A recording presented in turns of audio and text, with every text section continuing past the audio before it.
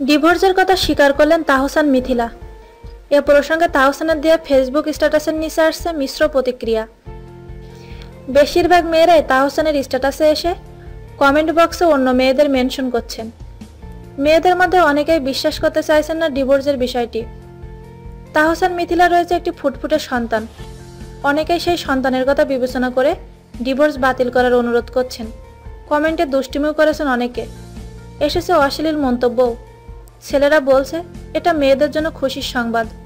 কিছু কিছু মেয়ে তাহসানকে লিখেছে, এখন আমাকে বিয়ে করে ফেলুন। 2 ঘন্টা আগে দেওয়া স্ট্যাটাসটি শেয়ার হয়েছে, 2500-র অধিক লাইক এবং কমেন্ট এসেছে প্রায় 4000।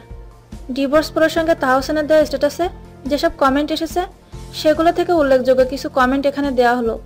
সীমা মিলি লিখেছেন, তাহলে এখন আমাকে বিয়ে করে ফেলুন। আবার কেউ কেউ লিখেছেন, কেউ না জানুক আমি জানি তুমি শুধু আমার। আফসানা রুমকি লিখেছেন, তাহসান এখন মিমের সাথে ওপেনলি প্রেম করছেন। ফালতু অ্যাক্টর, আগে আপনাকে অনেক ভালো লাগতো, এখন পুরাই ফালতু লাগে। সাকিব আবির নামের একজন লিখেছেন, পিয়া বিপাশার প্রেমে পড়েছে তাহসান। সাব্বির আহমেদ লিখেছেন, ভাইজান আপনি কি মিমের সাথে কোনো সম্পর্কে জড়িয়েছেন? রাইমা নামের একজন লিখেছেন, আপনারা হাজার মানুষের আদর্শ কাপল, যাদের দেখে অনেকেই অনুপ্রাণিত হয় যে কি করে একটা মিষ্টি সংসার সাজাতে হয়, আর আপনারাই এমন একটা সিদ্ধান্ত নিচ্ছেন।